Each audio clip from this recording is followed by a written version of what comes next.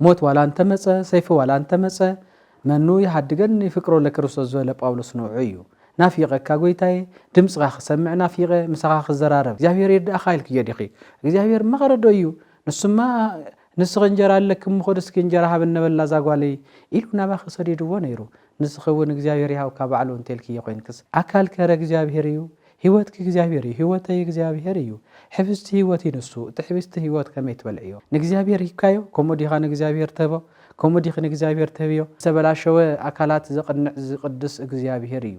مسمع استسأنو زسمع نسو እግዚአብሔር እዩ ስለዚ ከመይ ኻ ተقرቦ ከመይ ተደልየሉ ኻን እግዚአብሔር ከመይ ተደልየሉ ኸዛጓለይ ዳግም ካኽ መጽ ምዃነይ ሰባት ከተምህሪ ኻ ተነግሪ ኻ እቶም ዘይፍለጥ አምላኽ ኢሎም ጽሒፎም ዝነበሩ ሰባት እዘን ዓይን ንሰን ክርስቶስ ዘይርያ ስለ ዝኾነ ዓይን በተን ዓይን ንሰን ርኢኹ የዲኺ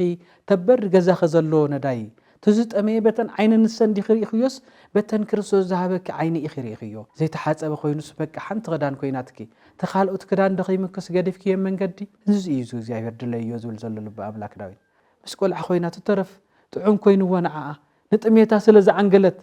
نتأميتا نتأميتا سلز عنقلت مبر أوش تاز طرف انجرادو وزح قلوة خسار حلا خوينو بسمع ووالد ومنفس قدوس أهادو أملاك أمين أوشتن أو دقن زلخم أمنتي እግዚአብሔር كلهم كريستيان دقنا أحواتنا سلام እግዚአብሔር مس كلهم يخون يبل سلام እግዚአብሔር نخلو مدحاني سلا زخونه سلام እግዚአብሔር ማለት ከምቲ ሰብ ንሰብ ሰይሉ ካብ خسادون لعل سلام سلام زبهالو ዘይኮነስ እግዚአብሔር ዝህበናን ለልብና መድሓኒት ዝኾነን እግዚአብሔር ባሪኽ ካዶ ወባሪኽኒ እግዚአብሔር ቅዱስ ካዶ ወቅዱስኒ እግዚአብሔር ጎብኒ ካዶ وقونيني እግዚአብሔር ይካዶ ወርኢኒ እግዚአብሔር ዝራአዩ ይሐዊ እግዚአብሔር ዝራአዩ ይፈወስ እግዚአብሔር ዝራአዩ ይብርትዕ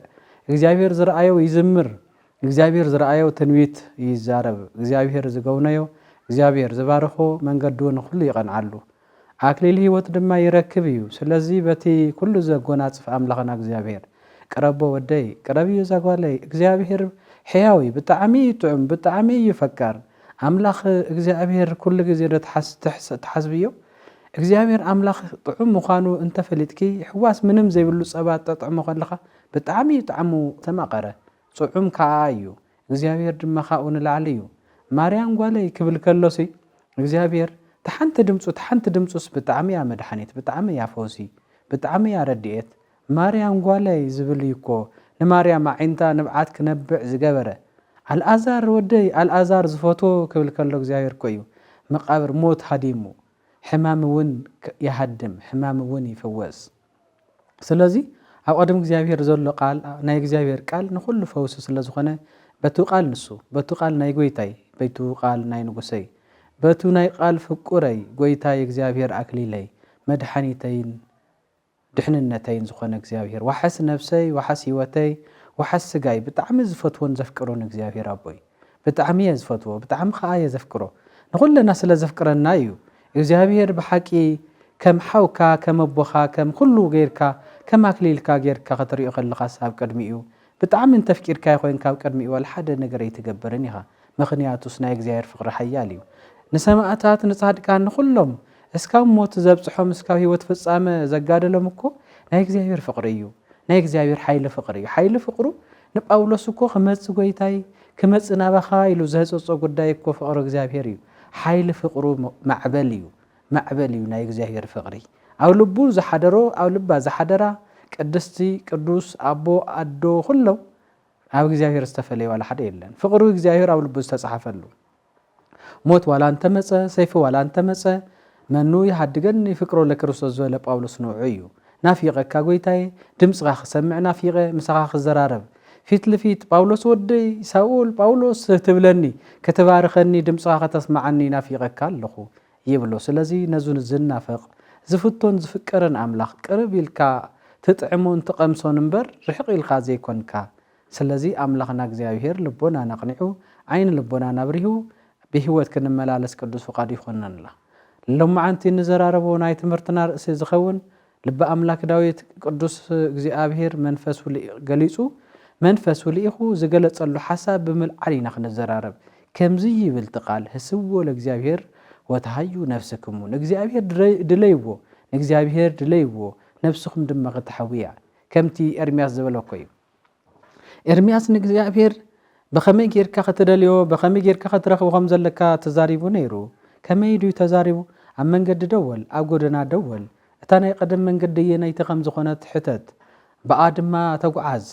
ነፍስኻ ክትድሕንያ ኢሉ ስለዚ እታ ቀዳመይቲ ጎደና ማለት ኮ ናይ ሓቂ ጎደና እያ እታ ቀዳመይቲ ጎደና ማለት ኮ ከም ተፈጠርካሉ ህይወት ማለት እዩ እታ ቀዳመይቲ ጎደና ማለት ኮ ከምቲ ኣብ ነፀረ ኣብ ሰማይ ወይረከበ ዘከማቺ ኣብ ሰማይ ኮይኑ ተመልከተሞ ከማኸ ዝበለ የለን ብህሊናም ብስጋም ዘይረስሐ ኢሉ ዝረአዩ እኮ እዩ ከምኡ እኮ እዩ ንኡ እኮ እዩ ቅዱስ ኤፍሬም ናይ እግዚአብሔር አምላኽ ምሕረትን ረድኤትን ኣብ ቅድስት ድንግል ማርያም ከመይ በዚሑ ምስ ራእዮስ ኦ ማርያም በእንተ ዝናፈቅረቺ ወነአብየቺ እስመ ወለድቺ ለነ መብልዐ ጽድቅ ዘበአማን ወሴተ ሕይወት ዘበአማን ዝበለ ንዑዩ መንፈስ ቅዱስ ገሊጹሉ ከምቲ ነዳዊት ዝገለጸሉ እሞ ህስዎ ለእግዚአብሔር ወትሃዩ ነፍስክሙ ለእግዚአብሔር ደለይዎ ክትረኽብዎ ኢኹም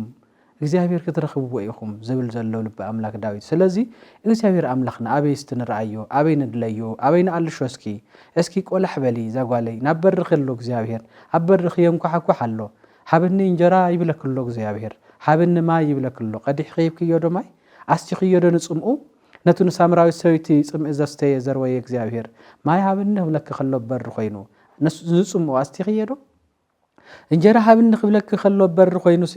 ኣረጊት ክዳን ተኸዲኑ ዝረሰዐ ክዳን ተኸዲኑ ንስኺ ብማንነት እናለክዕ ኸይወዶ ኸሊኽዮ ብማንነት እናለክዕ ኸዶ እቲኽዮ ጽዕድው ዝበለ ክዳኑ ናብ ገዛኺ እቲኽ ዲኺ ርስሕ ዝበለ ክዳኑ ካብ ገዛኺ ኣብ ባሪድክ ሰዲድክ ዲኺ እግዚአብሔር ይርዳእኻ ኢልክዮ ዲኺ እግዚአብሔር መኸረዶ እዩ ንሱማ ንስኺ እንጀራ ኣለክም ኹድ እስኪ እንጀራ ሃብኒ በላ ዛጓለይ ኢሉ ናባኺ ሰዲድዎ ነይሩ ንስኺ እውን እግዚአብሔር ያው ካብ ባዕሉ እንተልክዮ ኮይንክስ ዛጓለይ ጽቡቕ ስራሕከ እኮ እግዚአብሔር ሰዲድልክ እዩ ኣክሊል ክበኮ እኮ እግዚአብሔር መንገዲ ኸፊትልክ እዩ ማይ ኣስቲኒ ክብላ ከሎ ነታ ሳምራዊት ሰበይትስ ንስኻ ከመይልካ ማይ ትልምን ክትብሎ ከላ ንዘይተረድአ ማንነታ ረዲኡ እኮ እዩ እግዚአብሔር ዝባረኻ ንዘይተረድአ ማንነትኪ ከመይ ንእግዚአብሔር ተፍቅርዮ ኣካል ከረ እግዚአብሔር እዩ ህይወትኪ እግዚአብሔር እዩ ህይወተይ እግዚአብሔር እዩ ሕብስቲ ህይወት ይንሱ እቲ ሕብስቲ ህይወት ከመይ ትበልዕዮ ከመይ ኢኻ ትበልዖ እቲ ሕብስቲ ህይወት ስኢልካ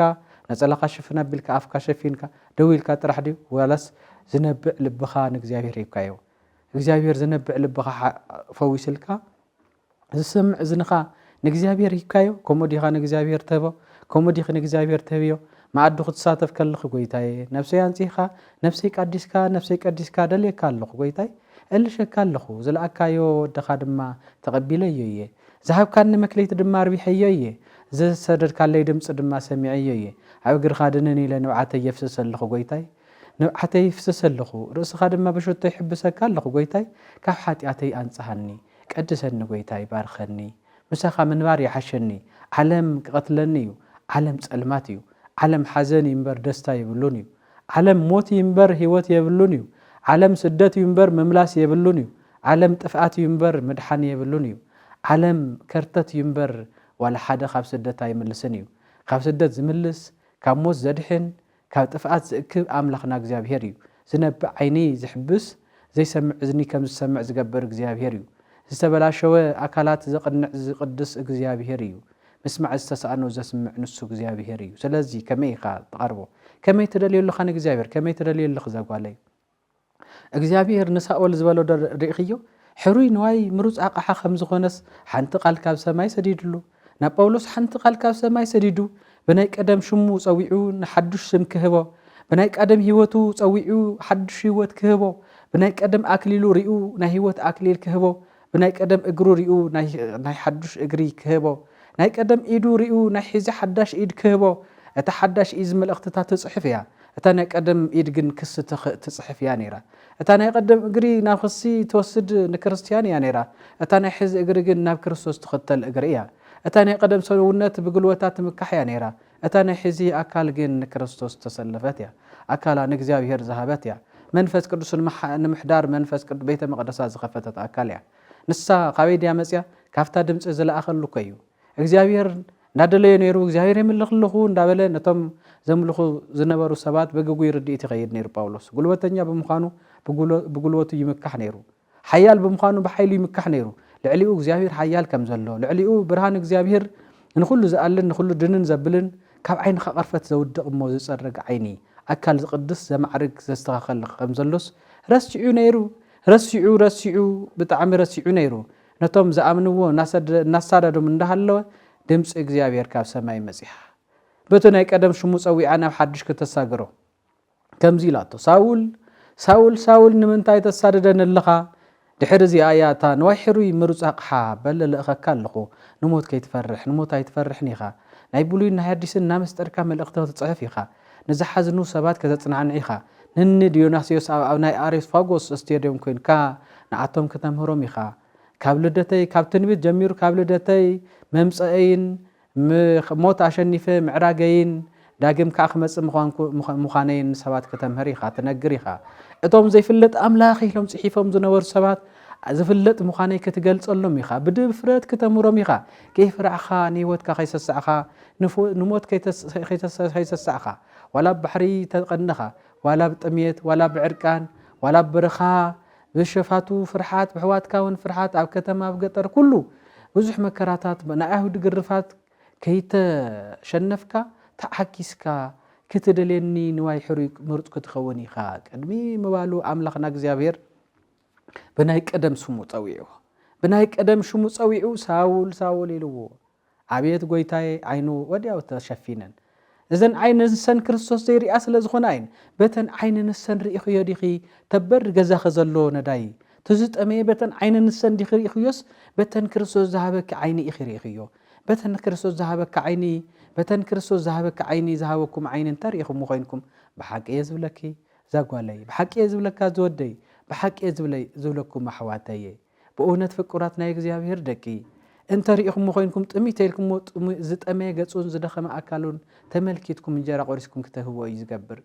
እንጀራ ማይ ቀዲሕኩም ከተስትይዎ እዩ ዝገብር ተሓሳብ ንሱ ስለዚ ኣምላኽና እግዚኣብሔር ድማ ቱ ናብ ትኽክል ዘይርኢ ዝነበረ ዓይኑ ከም ዝርኢ ገይሩሉ ክር ተጠመቕ ካብኡ ንድሓር ኣካልካ ክስተኻኸል እዩ ከመይ ድዩ ክስተኻኸል ምሩፅ ኣቕሓ ክኸውን እዩ ኢድካ ክስተኻኸል እዩ መልእኽትታት ዝፅሕፍ ንሰብ መፅናዕኒ ካብ ዝተጋገየ መንገዲ ዘድሕን ክኸውን እዩ እሞ ኣንታ ፈትወይ ሒዝኸ ድምፂ ይስማዓካ ኣሎ ዶ ብናይ ቀደም ሹምካ እንዳፀውዐካ ብናይ ቀደም ሹምክ እንዳፀውዐኪ ይስማዓክ ኣሎ ዶ ናብ ስደት ናኸድከም መንገድስ ድኽም ኢልኪ ሓሩር ፀሓይ ውቕዒክ ጥሚ ኢልኪ ክዳንክ እውን ዘይተሓፀበ ኮይኑስ በቃ ሓንቲ ክዳን ኮይናትኪ ተኻልኦት ክዳን ደኺምክስ ገዲፍክዮ መንገዲ ስለዚ ኣምላኸ እግዚኣብሔር በጀኻ ባዛ መንገዲ እዚኣ ወዲእስ ናብዛ ዝደልያ ቦታ በፂሐ ክኸይድ ሞ ንኣቦይ ንኣደይ ንሕዋተይ ንዓደይ ኩሉ ክሕግዝ ክረድእ ጎይታይ ኣብኡ ኮይነ ንቤተ ክርስቲያን ካልእ ዕጣን ክሰድድ እየ ጎይታይ ንዝጠመየ እውን ከዛ ጥሜት እዚኣ ርኤ ክሕግዝ እየ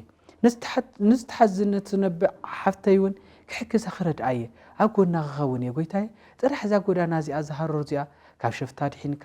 ካብዞም ዝሰርቆ ድሒንካ ካብዞም ዝጠልፎ ድሒንካ መንገዲ እዚኣ ጥራሕ ምራሓኒ ጎይታይ ምሳይኩን ጎይታይ ማዕረይ ኢልኪ ብዙሕ ስእለታት ተሳኢልክ ነርኪ ብዙሕ ንግግር ብዙሕ ዝርርብ ምስ ኣምላኽ ጌርክ ነርኪ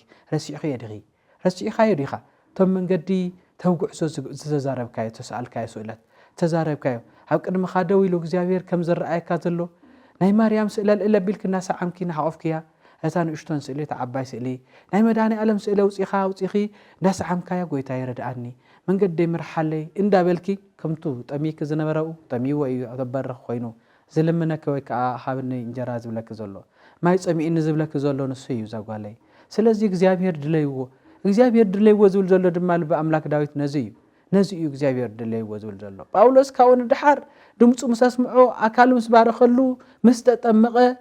ሳውል ዝነበረ ጳውሎስ ጽኑዕ ሞደሻ ምስ ኮነ ሞደሻ ዝተፈላለዩ ኣማናት ዝፍጽሕ እምበር ንባዕሉ ዝስበር ኣይኮነን ዝተፈላለዩ ዘይተስተኻኸሉ ዝጸርብ ዘስተኻኸል እምበር ንባዕሉ ማ ተስተኻኸሉ መስተኻኸል ዝኾነ ካብኡ ንድሓር እግዚአብሔር ምስ ተስተኻኸሉ እግዚአብሔር ዝደሊ ቃሉ ዘብዝሕ መልእኽትታት ጽሕፍ እግዚአብሔር ዝናፍቕ እዩ ኮይኑ ካብኡ ንድሓር ጽኑዕ እዩ ኮይኑ ስለዚ ከም ኢልካ ዶ እግዚአብሔር ትደልዮ ዘለኽና ኣምላኽኪን እግዚአብሔር ነቲ ክብሪ ዘጎናጽፈኪ ህይወት ዝህበኪ እግዚአብሔር እዚ እዩ እግዚአብሔር ድለዮ ዝብል ዘሎ ልቢ ኣምላክ ዳዊት ኣብዚ ዓረቐ ሰብ እግዚአብሔር ትረኽቦ ኣብዚ ጠመየ ሰብ እግዚአብሔር ትረኽቦ ኣብዚ ሓዘነ ሰብ ተጽናዕነ ከለኻ እግዚአብሔር ትረኽቦ ንእኮይ ኣምላኽና እግዚአብሔር ኣብ ማቴዎስ ወንጌል ምዕራፍ 25 ካብ 31 እስካብ 46 ዘሎ ቃል ክርስቶስ ኣምላኽና እግዚኣብሔር ብግርማ መንግስቱ ዳግም ክመጽእ ከሎ ናብዚ ሰባት ንዓና ንኹለና ናብ ትንሳኤ ክልዕለና ከሎ ኣብ ሽዑ ዝተዛረቦ እዩ ነቶም ብየማኑ ዘለዉ ኣንቱም ናበይ ብሩኻን ናባይ ንዑ ጠሚየ ብልዕኹም ንኢኹም ጸሚኤ ኣስቲኹም ንኢኹም ጋሻ ኮይነ ተቐቢልኩም ንኢኹም ተኣሲረ መጺኹም ሓቲትኩም ንኢኹም ሓሚመ መጺኹም ኣጽናዕኒ ኢኹም ንኢኹም ስለዚ ላፍቲ ናቦይ ላፍቱ ናተይ ደስታ እተው ንዑ ናብ ዓለም ከይተዘጋጀ ዓለም ከይተፈጥረ ዘዘጋጀኹልኩም ዓለም ፈጢረ ኣዘጋጀ ማዕሪገ ዘስተኻኸልኩልኩም ንዑ እተው ክብል ከሎ ጎይታይ ኣበይ ርኢናካ ጠሚኻ ኢሎሞ ኣበይ ርኢናካ ጸሚኻ ኣበይ ርኢናካ ተኣሲርካ ኣበይ ርኢናካ ተሰዲድካ ኣበይ ርኢናካ ሓሚምካ ኣበይ ርኢናካ ጋሻ ኮይንካ ክብልዎ ከለዉ ነቲ ንእሽቶን ማይ ጸምአ ዘስተኽምዎ ንዓይ ገይርኽምዎ ማለት እዩ ነቲ ንእሽቶን ማይ ዝቐዳሕምዎ ንዓይ ቀዲሕኽምዎ ማለት እዩ ነቲ እንጀራ ዘብላዕኽምዎ ንዓይ ኣብሊዕኹምኒ ማለት እዩ ነቲ ንዓይ ኣብሊዕኹምኒ ማለት እዩ ንዓይ ኣብሊዕኹምኒ ማለት እዩ ስለዚ እዚ ኩሉ እግዚኣብሔር ኣምላኽ ክባርኸና ከሎ ክቅድሰና ከሎ እዩ እዚ ክንገብር ንኽእል ኣብሊዕኹምኒ ንዓይ ማለት እዩ ንዓይ ኣብሊዕኹም ማለት እዩ ስለዚ ከምዚ ግበሩ ኢሉ እዩ ባዕሉ እዩ ተዛሪቡ ባዕሉ እዩ ነጊርና ስለዚ ጓል እግዚኣብሔር ፈታዊት እግዚኣብሔር በዚ መንገዲ እዚ ዶ ትኸደለኺ እምበኣር ኣብ በርኺ ዘለኹምቱ ንሳኦል ንምንታይ ተሳደኒ ኢልዎስ ጎይታዬ ኣበይ ኢኻ መን ኢኻ ኣነ እየ ናይ ናዝሬቱ ኢየሱስ ክብለ ከሎ ነቶም ብኡ ዝኣመኑ ናሳደደ እዩ ተሳደደኒ ኣለኻ ዝበለ ንዓቶም ምስዳድ ንኣመንቱ ምስዳድ ማለት ንኡ ምስዳድ ማለት እዩ ንዑ ቆሪስክ እንጀራ ንኣማኒኡ እንጀራ ቆሪስክ መሃብ ማለት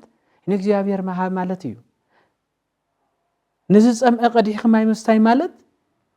ንእግዚኣብሔር ማለት መሃብ ማለት እዩ ሞዛጓለየ እግዚአብሔር ድለዩ ኣብ ዝተመዛበሉ ካብ ቦታኦም ከይዶም ካብ ዓዶም ተመዛቢሎም ኣብ ዳስ ንዘለው ሕዋትኪ ካብ ኣነ ቁርሲ በሊዐ ድራር ተትረፈኒ ኣነ ምሳሕ በሊዐ ድራር ተትረፈኒ ኣነ ቁርሲ በሊዐ ምሳሕ ተትረፈኒ ድራር ክበልዕ እዛ ንምስሐይ ወይ እዛ ንቁርሰይ ትኾን ነበረት ግን ነስም ኣብ ድንኳን ዘለው ሕዋተይ ክህቦም ነሱ ክዳን ዘይቀየረ ሓወይ ክረድኦ ክሕግዞ ነዛ ተሓዝን ዘላ ሓፍተይ ክረድኣ ነዛ ዝብኢ ወሲድላ ተሓዝን ዘላ ሓፍተይ ከም ጓላ ክኾነላ ከም ወዳ ክኾነላ ከም ሓዋ ከም ሓፍታ ከም ኩሉ ክኾነላ ኣብ ጎና ክቆመላ ክትብል እግዚአብሔር ትደልዮሞ ተረኽብዮ ይኺ ድሓር እግዚአብሔር ጸጋብ ርእሲ ጸጋ ይውስኸኪ እዩ በረከት ኣብ ርእሲ በረከት ይውስኸኪ እዩ አንቱም ደቀየ ናብ ቤተ ክርስቲያን ክትመጹ ከለኹም መን ንምርካብ እዩ እግዚአብሔር ንምርካብ እዩ ትእዛዙ ተቐቢልኩም ድማ ንምኻድ እዩ እግዚአብሔር ንፈትዎ እንተኮይነና ዝጠመ ነብልዑ ከለና እዩ ጳውሎስ ጴጥሮስ ታይዲ ዝበሎ ኣታወዲኑ ጴጥሮስ ትፈትወኒ ዲኻ ኢልዎ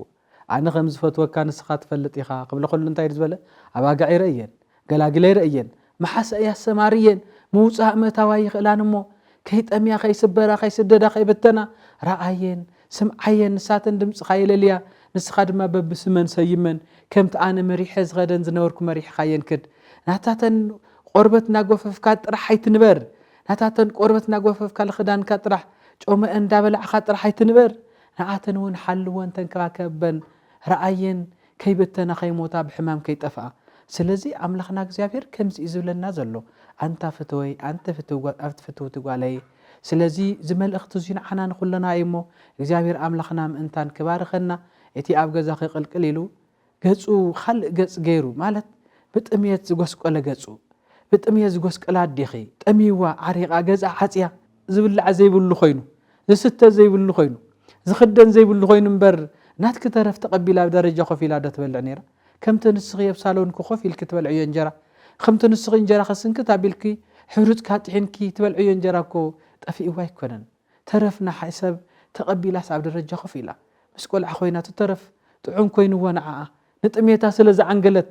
ንጥሜታ ነታ ዝጥሜታ ስለ ዝዓንገለት እምበር ኣብ ውሽጣ ዝተረፈ እንጀራ ዶ ብዙሕ ጉልበት ክሰርሐላ ኮይኑ ንሕና እንጀራ ለማዓንቲ ካልእ በሊዕስ ሰልቺኒ ሓንቶ ንግሆ ፓስታ ኣይበልዕን ፓስታ ወይ ሞኮረኒ ይኹን ወይ ሩዝ ይኹን ካልእ ይኹን ኣትክልቲ ተሓወሶ ባይ ንግሆ ፀባ የሰት ሒዚ ዋይን ይኹን ሒዚ ካልእ መስተ ይኹን ዋይ ሻምፓይ ይኹን ካልኦት ይኹኑ ንግሆ ሓደ ክዳን የተኸዲነ ነይረ ኣይ ድሓራይ ካልእ ክዳን ክቕይር ነበልና ካብ ንኣና ንበይንና ንነብር ንሓውና እውን ኣካፊልና እወ ከምኡ ከም ትገብሩ ይፈልጥ እየ ይርድኣኒ ድማ እዩ ብዙሓት ደቅና እዚ ስራሕ እዚ ከም ትሰርሕዎ ዘለኹም ከምቲ በቀድማይ ሓደ ወድናስ ብጣዕሚ ብርቱዕ ወድና ኣብ ገዝኡ ናይ ነፍሲ ፍትሓት ክገብሮ ዝነበረስ ኣይ ኣብዚ ንኻልኦት ኣሕዋተይ ንዘለዎም ካብ ከብልዖምስ ነቶም ኣብ ድንኳን ዘለው ነቶም ኣብ ዳስ ዘለው ኣሕዋተይ ከብልዖም ኢሉስ ልዕሊ 150,000 ዝውድእ ን350,000 ወገናት ን350 ወገናት መጊቡ ኣብሊዕ ሕጉስ ኢሎም ገጾም ብርህ ኢሉ ይቐኒየልና ኢሎም ሓንቲ መዓልቲ እኮ የብልዕዎም ብዙሕ መዓልቲ ከም ዘብልዖም ብዙሕ መዓልቲ ከም ዝሃቦም ንሱ ድማ ተሓጒሱ ተውኡ ዝወዓሎ ተውኡ ዝሃቦ ኣብ ገዝኡ እውን ከምኡ እዩ ዝገብር ንብዙሓት ሰባት እውን ጠሚና እንተኢሎም ኮይኖም ቆሪሱ ናብ ኣረጋውያን ናብ ህፃውንቲ እንዳኸዱ ብሽም ቅዱስ ሚካኤል ብመድኃኔ ዓለም ዝዝክሮ ዝኽሪ ሕሩጫ ጽሕና ቢሉ ናብኣቶም ኣብጽሕ ቢልዎ ንንስሓ ብኡ ወይ ድማ ምሳና ኸይድ ኢሉ ባርኹለይ ኣቦየ ኣብ ንሰማያት ሃቡና ኣቦየ እዚኣስ ካብ ኣነ ጣፋና ሃለዎ ርእሲ ጣፍ ክድርባ ወይ ከዓ ኣብዚ ንኹለና ነብዚ ንዘለዎ ካብ ንገብሮስ ንዘይብሎም እንታን ክውዕል ንዝጠመየ ምእንታን ክዕንገለሉስ ናብ ኣብጽሕና ይኽመጽ ኣቦና ብሓደ ባ ንኸድ ይብለና እሞ ብሓደ ኸይድና ነብጽሖ ኣብ ዓመት 3 ግዜ ዘብጽሖሎ ከምቲ ብቀድማይ ዘረኣናዮ ድማ ኣከብ ኣቢሉ ዝምግቦ ድማ ኣሎ ኣብታ ከምግብ ከሎ ድማ ልብስ ክዳን ይቦም ንዘይብሎም ማለት እዩ ተረዲእዎሎ ማለት እዩ ንእግዚአብሔር ከም ዝህቦ ዘሎ ማለት እዩ እግዚአብሔር ይደልየሎ እግዚአብሔር ድማ ይረኽበሎ ማለት እዩ ዝወድሲ ዘኣቦዚ እግዚአብሔር ይረኽበሎ ማለት እዩ ዛጓለየ ኣብ ዝተፈላለዩ ክፍለ ዓለማት ዘለኽን ዘንደቀይ ኣብ ገዳማት ዘለዎ ኣቦታት ኣብ ገዳማት ዘለዎ ኣዴታት ኣብ በረኻታት ምንም ዝብላዕ ዘይብሎም ኩሎም ካብ ዘለክን ካብ ዘለና እናኸፈልና እዚኣ ነዞም ኣብ ገዳማውያን ዝነብሩ ኣቦታት እዚአን ዘን ኣብ ገዳም ዘነብራ መቐየር ክዳን ዘይብለን መቐየሪ ናይ ውሽጢ ክዳውንትታት ዘይብለን ኣዶታት ኣሓት ኢልክን ዝርዳእክን ዝርዳእኩም ስለዝኾነ እናተሓጋገዝና እናተረዳእና እንተ ነይርና ኮይንና እግዚአብሔር ድማ ጸጋ ብርእሲ ጸጋ ፍቕሪ ብርእሲ ፍቕሪ ሕብረት ኣብ ርእሲ ሕብረት ሰናይ ኣብ ርእሲ ሰናይ ይውስኸና እሞ በርትዕ ወሲኽና ንእግዚአብሔር እንደልዩ ንረኽቦ እግዚአብሔር ድማ ጸጉ የብዝሓልና እግዚአብሔር ድማ ኣጥዕዩ የማዕርገናን ይቅድሰናን እዩ ስለዚ ፍቱው ወደይ እዚ ኩሉ ምእንታን ክኸውን እግዚአብሔር ምእንታን ክባርኸና ብናይ እግዚአብሔር ብራቸን ሕርየትን ምእንታን ክንምረጽ ናብ ልዕል ዝበለ ደረጃ ምእንታን ክንበጽሕ ዝጠመየ ሓውና ክነብልዕ ዝጸመት ሓፍትና ከነስቲ ዝዓረቀ ድማ ኣበርኽን ደው ኢሎም ዝዓረቀት ዝጠመየት ሓፍትና ኣበርኽ ደው ኢላ ንዘላ ክህዲ ኣኽለካ ኣይትበልዮ ካብዛ ዝተበልዐያ እንጀራ ቁርስ ኣቢልኪ እንካ በሎ እግዚአብሔር ድማ ኣብዚ ሕቢሉ እንኩም ክብለኩም እዩ እግዚአብሔር ድማ ኣብዚ ሕቢሉ እንኩም ዞም ደቀይ ጸጋ ኢለ እንጀራ ኢለ በረከተ ኢለ ክብለኩም እዩ ሞ እግዚአብሔር ደሊናዮ ንረኽቦ ግዜ ይኹን ዘመኑ ዝተባረኸ ዝተቀደሰ ዘመን ይገረልና ስብሃት ለእግዚአብሔር